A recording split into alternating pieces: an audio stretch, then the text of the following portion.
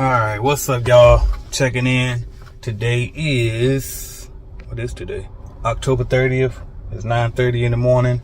And I just arrived at this bank for my first official walkthrough that I was telling y'all about before. And so I'm at the bank. I don't know if she's going to want me to go to all the branches all in one day, or she's just going to tell me about them and they all the same.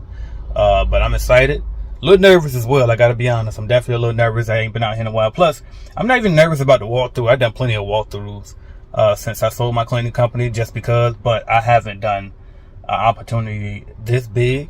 And the fact that it's banks, man, I love banks. I dreamed of having banks again because I used to have some through my franchise, but I never got the opportunity to bid on a bank independent on my own. So it's exciting. I'm ready to conquer it, and I'm in here, so I'm pumped up, right? And I searched the Clean Biz Network podcast on this on my car here, and I didn't know that we still had the podcast up. Obviously the last episode was up in 2023. Listening to myself, reminding myself who the hell I am. And I'm gonna tell you this too: if you're ever nervous when you about to go into a contract, remember this. And shout out to Willie Williams, who was one of my mentees in the 1010 program. He said that I said this to him and it changed his life for him, and I reminded myself of it to help me refocus too. And just remember this, man: these people that you're meeting in these buildings and these walkthroughs and when you prospect, then guess what? They just employees. And not that we're not undermining employees, but what I mean when I say just is the fact that, listen, they get to show up, do their job, and go home. They didn't risk their money and start a new venture. They don't like they don't have to, either they sell or they die. Most of them. I mean, obviously some salespeople do, but my point is this though: they didn't put up the risk. They didn't start their own. They not a CEO like you are. They're not a business owner like you are. So it's nothing to be afraid of. They just employees, and guess what? They're employees. They can't fire you. They're not your boss. All right. So if you win it, you win it. If you don't, you don't. Bottom line is keep your pipeline full, so you ain't never too dependent on one contract. But I definitely want to close this deal, y'all. I'm gonna try to make sure I ask all the right questions. Some of the key things I'm definitely gonna ask about what their budget is. I'm gonna ask what the frequency is. Obviously the pain points, like see why she wants to even get this walkthrough, which I already know because she told me over the phone yesterday that they're not happy with their service at all. Her manager came through, looked at the cleaning, and was not happy at all. So I'm definitely gonna be showing off, my cleaning abilities and my eye for cleaning. And I'm just excited, y'all. So I'm probably gonna walk in there maybe 10 minutes and get in there about 9:40. That'll make me 20 minutes early. I've already done my homework. I looked up all of the branch locations, got their address already saved in my phone. So before I go in there, I already got my key questions I want to ask before I go in there written down. So that way I don't forget anything. I got the fact that don't forget to ask for her email. Got that written down so I don't forget, because a lot of times we'll do all of this stuff and then forget to ask for the person's email, and then we can't even send a damn proposal. And we all embarrassed because we got to call them back and say, hey, by the way, what's your email? You know what I mean? Looking all unorganized. I also did find my laser measure. I was so scared. I was like, AJ, please be able to find that. So I got my laser measure here. Same one that comes with the cleaning business starter kit that I ship out to people. And yeah, y'all, I'm about to get it. Alright, I'm about to get it. I'm trying to hype myself up and stay locked in, y'all. So wish me luck. Alright, what's up, y'all? So I did do the walkthrough. It went extremely well.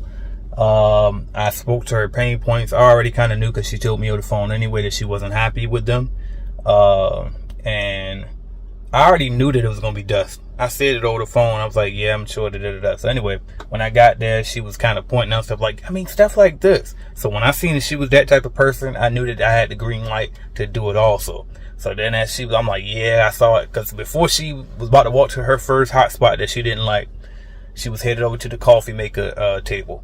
And I was like, oh yeah, I saw that as soon as I came in here. I was noticing that because as she had me waiting. So by the way, whenever they got you waiting at the lobby, you should be getting a head start. Already be looking around to see what's going on. Like, see if you see cobwebs, see if you see dust on ledges, see if you see smudges on floors, see if you see anything that is out of ordinary, fingerprints all over windows and stuff. So I was already looking around, and to a lot, sometimes depending on how long they make you wait and how comfortable you feel in that area, you can even start taking measurements in that area while you wait for the point of contact to come and meet with you. So, but it went extremely well. The only issue is she's not the direct point of contact for this particular opportunity. So I always got multiple thoughts in my head. I'm gonna tell y'all why. So I'm thinking about the fact that since I ever since I've been on YouTube, people used to always get at me like, why he don't look at the camera? I can't trust him because he don't look at the camera.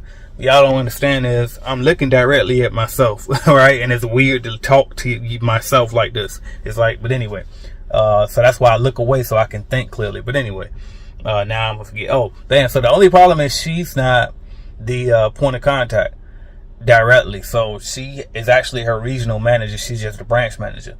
And so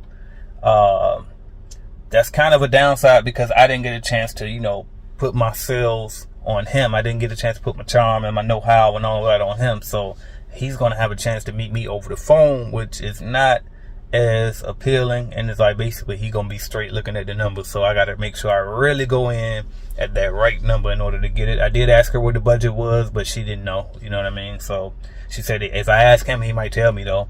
So that's good. And she also told me that it's probably a big company and she think that they just sub it out. And that's probably why they're cleaning on me good. They don't do inspections or anything. So little stuff like that. She gave me so much ammunition that I'm going to like really drive this home by mentioning all of the pain points. I point out the fact that we do inspections so she don't have to worry about, they don't have to worry about being neglected. I'm going to point out the fact that I'm also going to make a video, put a video sales letter in my proposal. So you know, in the Clean Business Network CRM, you can actually add videos to your proposal. So I'm gonna do that to help stand out, and you know, I'm just gonna, you know, sell the hell out of myself. You know what I mean? They're gonna know that I'm the Clean Business GOAT. We do this. I've been doing this. You know what I mean? And it is what it is. So now I'm just at the charging up the car, and once this gets done, I'm gonna go peek at one of the other branches because she want me to bid on 3 of them because the other 2 are 2-story, and plus they probably just want to baby step it. But when I talk to her, the regional guy, I'll see if he want me to go ahead and get him the quotes for the other 2 too. But these 3 that I'm looking at today, they are all the same size. So they didn't tell me that I ain't have an appointment for the other 2, but I'm just gonna go ride over here because the other one is right by this charger anyway. So I'm just gonna walk in there, look around, and then walk back out. So, and if I see the branch manager in there, because it's not a busy bank, so if I see the branch manager in there,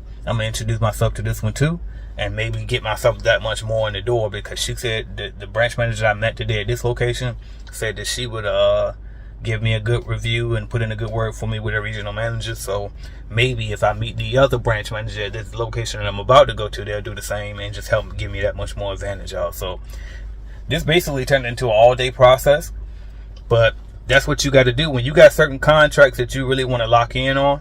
Like, go all in, look them up on LinkedIn. My phone started ringing, but do what you got to do. Look them up on LinkedIn. You know, kind of figure out what their values are. You should already be looking at the pictures on Google if they got any pictures on Google. Looking at scoping out the building before you go, stuff like this. But put your all into it. You know what I mean? And go in. All right, y'all.